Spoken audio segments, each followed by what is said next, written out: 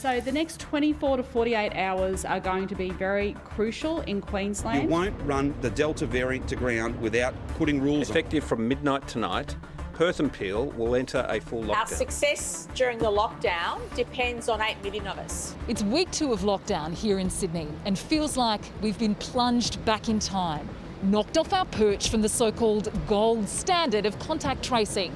After patient zero, an unvaccinated limo driver transporting international aircrew unleashed the Delta variant into the country. Breaking news, confirmation, the highly infectious Delta variant is in Queensland. Victoria has closed its border to parts of Sydney this morning. Trans-Tasman bubble has burst. New Zealand announcing a 72-hour pause on quarantine-free travel. New South Wales health authorities are now concerned the virus is spreading from the east to our southwest and western suburbs, including places like Auburn, with fears the community just isn't taking this lockdown seriously enough.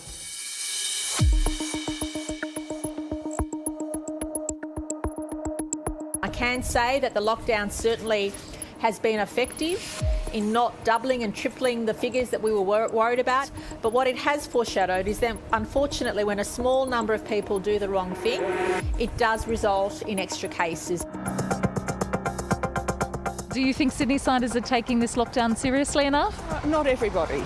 Outside seems to be a bit of an issue. There seem to be overcrowding. I notice a lot more people out, not keeping their 1.5 metre distance.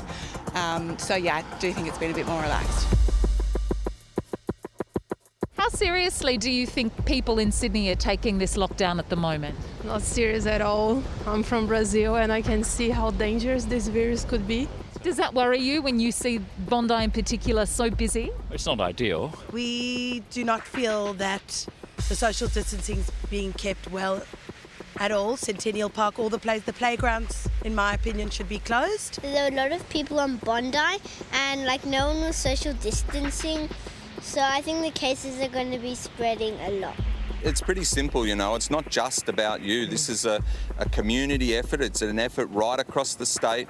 Please play your part and we will see us return back to some sort of normality far quicker than perhaps if people just go off on their own and think their little contribution doesn't matter. It does. I think that kid summed it up quite perfectly. He gets what's going on. It's not. Look, I don't think it's a very serious situation, and the majority of people do the right thing.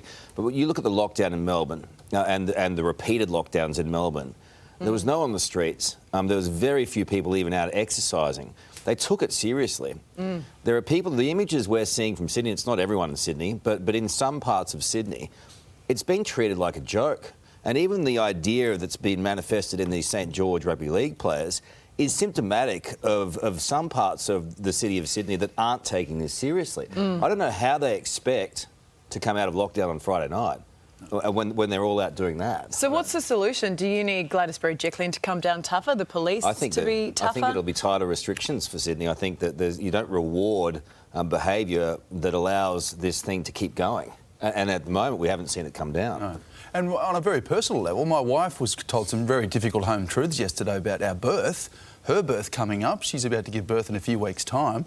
Our twins won't be able to go and see her in hospital. There's all these... She'll be surrounded by people in masks. I know that's not so bad compared to what other people have had, but that's an added stress. Yeah. I'm sick of the stress, especially for Bonnie. Will you be really allowed worried. to go in and out of the hospital, or will you have to go in and stay at this stage? But if it gets any worse, if this outbreak grows, I may not be able to be there for the birth of my child. But this is exactly what happened in Victoria, right? And exactly. People are cut off from their loved ones, and look, Dan Andrews came under the pump for the way that he dealt with things in Victoria, and a lot of commentators said that was the wrong thing. But isn't it just about individuals having some sort of responsibility for the broader community? Like, this comes down to every single one of us to do the right thing. I mean, we can rely on politicians to make decisions, but at the end of the day, this is spreading through the community because people aren't doing the right thing. People don't.